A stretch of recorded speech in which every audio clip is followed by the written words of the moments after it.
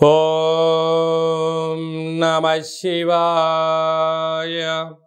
ఓం నమో నారాయణాయ. ఓం శ్రీ కర్మ నివారణ నరదృష్టి నివారణ కాళభైరవాయ నమో నమః. ఓం కాళకాలాయ విద్మహే కాళాతీతాయ ధీమహి తన్నో కర్మ నివారణ నరదృష్టి నివారణ కాళభైరవ ప్రచోదయాత్. హరి ఓం. ఓం గంగే చ యమునే చైవ కృష్ణే గోదావరి నర్మదే సింధు కావేరి జలేస్మిన్ సన్నిధిం కురు. మా ఛానల్కి స్వాగతం.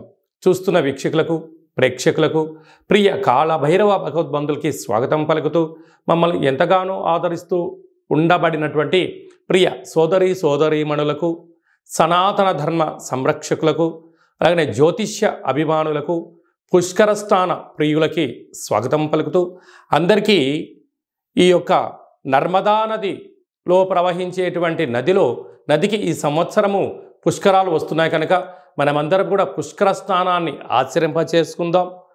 దేవగురు బృహస్పతి యొక్క ఆశీస్సులు పొందుదాం. ముక్కోటి దేవతల యొక్క ఆశీస్సులు పొందుదాం. గతించినటువంటి పెద్దవారందరికీ అక్కడ పిండ ప్రదాన కార్యక్రమాలు చేసుకొని వారి ఆత్మలను తృప్తిపరచుకొని వారు ఎప్పుడైతే గతించిన వారు ఆత్మ ఎప్పుడైతే తృప్తి చెందుతుందో మనందరికీ శ్రీరామ రక్ష కనుక వారి ఆశీస్సులు పొందే ప్రయత్నం చేద్దాం. 1/5/2024 నుండి 15/5/2024 వరకు పుట్టినటువంటి వారందరికీ కూడా ముందస్తుగా జన్మదిన శుభాకాంక్షలు. గతంలో వివాహం చేసుకున్న వారికి వివాహ వార్షికోత్సవ శుభాకాంక్షలు. ద్వాదశ రాశుల్లో గ్రహ గమనాన్ని ఒకసారి వీక్షింపచేద్దాం. మేషరాశిలో రవి మరియు శుక్ర సంచార స్థితి. ఏడాది తర్వాత గురు భగవానుడు సంచారం చేయడం, 12 సంవత్సరాల తర్వాత గురు భగవానుడు వృషభ రాశిలో సంచారం చేయడం,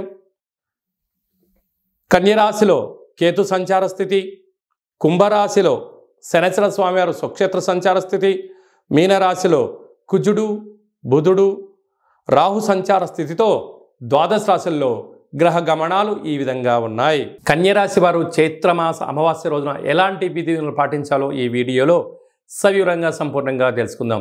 కన్యరాశిలో ఏ నక్షత్రాలు వస్తాయనగా ఉత్తరా నక్షత్రంలోని 2, 3, 4 పాదాలు, హస్తా నక్షత్రంలోని 4 పాదాలు, చిత్తా నక్షత్రంలోని 1, 2 పాదం కలిపితే కన్యరాశి.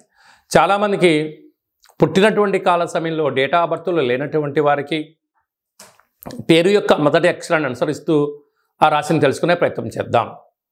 టో పా పీ పు ష అణ ఠ పే పో అక్షరాల వారందరూ కూడా కన్యరాశి జాతకులే. కన్యరాశి యొక్క అధిపతి బుధుడు. వీరికి 12 సంవత్సరాల తర్వాత భాగ్యస్థానంలో గురువు సంచారం చేయడం వీరికి చాలా అదృష్టంగా భావించగలగాలి. రాశిలోనే కేతువు, 6వ స్థానంలో శని భగవానుడు స్వక్షేత్ర కాలంలో, 7వ స్థానంలో కుజుడు సంచారం చేయడం దోష ప్రభావము, మరియు అక్కడే బుధుడు రాశాధిపతి అక్కడే సప్తమంలో ఉండడం, బుధుడితో కలిసిన రాహు సప్తమంలో ఉండడం కుజుడికి అనేక రకాలమైనటువంటి ఇబ్బందులను కలగజేసే పరిస్థితులు అధికంగా ఉంటుంది. పోతే అష్టమంలో రవి శుక్ర సంచార స్థితి, భాగ్యంలో గురు సంచార స్థితి ఉండడం వలన సున్నితమైన స్వభావము, వృత్తులు ఉద్యోగాలు వీరి పని వీళ్ళు చేసుకుంటూ వెళ్తూ ఉంటారు. కానీ చుట్టుపక్కల వారు, బంధువులు, మిత్రులు, స్నేహితులు వీరి ఎదుగుదలను ఓర్వలేని పరిస్థితిలో ఉండడం, వీళ్ళను నిత్యం ఏదో ఒకటి అని వాళ్ళని డిస్టర్బ్ చేయాలని చెప్పి అనేక మంది పొంచి ఉంటారు. అంటే కన్యరాశి జాతకులకు శత్రువు అనేవారు ఎక్కడో ఉండరు, వీరు ఇంట్లోనే ఉంటారు అని చెప్పి మీరు గమనించగలగాలి. కనుక చిన్న చిన్న విషయాలకు ఆందోళన తగదు. చదివి వృత్తులు ఉద్యోగాలు వ్యాపారాలు ఆధ్యాత్మిక చింతనగా మీరు ఉండగలిగినట్లయితే, మీ మనసు మాట మీరు వినగలిగినట్లయితే అన్నింటా విజయం మీ సొంతమవుతుంది. కుజదోష ప్రభావం కారణం వలన మీ జన్మ నక్షత్రం రోజున పూర్ణిమ అమావాస్య తిథులందున దూరావాయు జల ప్రయాణాలు పెట్టుకోవద్దు. ప్రమాదాలు పొంచి ఉన్నాయి. అది వాహన ప్రమాదాలు, జంతు ప్రమాదాలు, జల ప్రయాణాలు పొంచి ఉన్నాయి.